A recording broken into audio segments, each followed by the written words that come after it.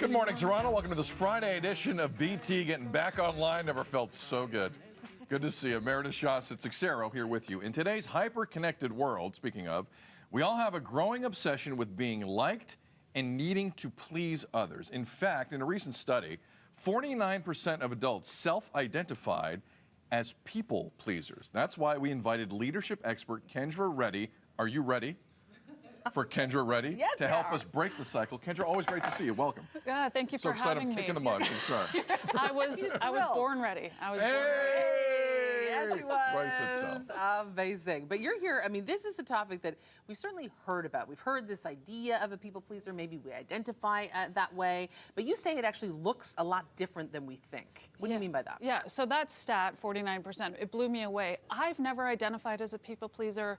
My clients usually don't identify as people pleasers because when you Google it, the archetype that gets painted is someone who has low self-esteem. They can't say no. They're trying not to be a burden. They're going out of their way to make people happy. In actual fact, it's way more insidious than that. It's more of an unconscious state of mind than it is an obvious desire to please other people. So actually what I've found is most people are the opposite of that archetype. They're high performing, high functioning, organized, responsible, capable. And most people like that are conditioned to overextend themselves so that people will value them and accept them. And we live in a hustle culture that rewards those skills. But where it leaves us is people don't actually accept us more. They take our comfort and our energy a little bit for granted. And then we're left feeling resentful and burnt out. It's a giant race to the bottom.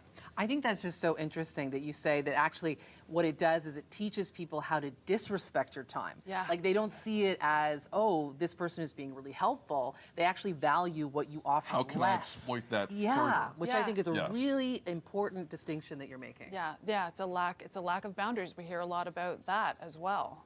So where does this lack of boundaries begin in someone's life? Can you hone in on a specific time? For sure. So it's actually an ancient survival mechanism. We're wired to belong and to be connected. So most people pleasers start out as parent pleasers and turn into patriarchy pleasers. So I was raised by a codependent, people-pleasing parent. My mom was often overwhelmed. She wasn't emotionally equipped to take care of us. And so I ended up taking care of everyone in my family, myself, my mom, and my siblings. I had these skills of being able to stay calm, read a room, anticipate needs, stay organized, and they became my superpowers. I wasn't taking care of everyone because I wanted to, I was doing it because I had to. And it made me professionally successful, but it also left me resentful and burned out. So the ways you can start to identify people-pleasing is, are you overgiving, over-delivering, undercharging, holding yourself back, harmonizing, sort of stabilizing people in the room, doing the emotional labor. It's very, very, very subtle. So how do we start to shift that energy? Because we see that some of it is working for us. Like there are bits of it that right? work, which is why it's so tough to eliminate. But how do we shift our energy to a different place? Yeah, so we actually can eliminate it. It is part of our wiring, but we can work with it better. And so I'm writing a book about this actually because the mainstream advice is, you know, set boundaries and prioritize yourself and take up space, and that's great advice, but if it were that easy, we would all be doing it. So my view is you gotta go way slower than you think you should. It's a lot softer and sweeter. The first step is congratulate yourself for waking up and having the awareness that you're doing this and for wanting to change and grow, because that takes courage and it takes strength. And it's easy to just stay in the hustle culture. So that's the first step.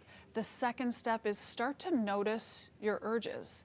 The urge to speak up, the urge to hold back, the urge to smooth things over, the urge to apologize.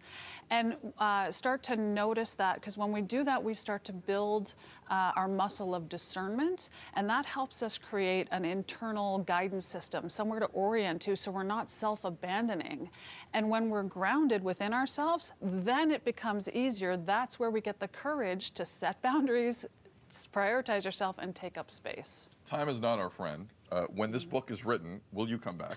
Absolutely. Let's have her back. Where can people find you online? You're great. KendraReddy.com. I'm on Instagram, YouTube, LinkedIn, all the things. All the things. All the things. While the- Born ready. Yeah. Love that. While we're online, those are all the things that Yes. you can see Kendra at. Thank you very much. Thank you for having me.